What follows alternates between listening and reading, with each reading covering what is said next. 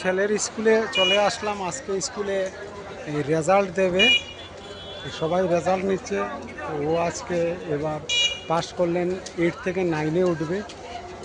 সবাই দেখুন, স্টুডেন্টরা চলে আসছে রেজাল্ট নিয়ে। আমার ছেলে ভিতরে আছে, ও এখন আস্তে আস্তে রেজাল্ট নিয়ে বেরিয়ে আসবে। আর স্কুলের সামনের পরিবেশটা দেখুন সবাই। আর এদিকে দেখুন অটল ভবন,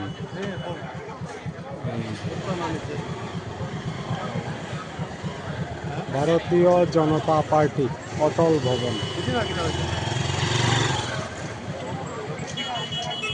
এখনই চলে আসবে রেজাল্ট নিয়ে।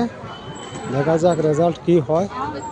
পাস তো করবেই, 9-এ উঠবে আবার।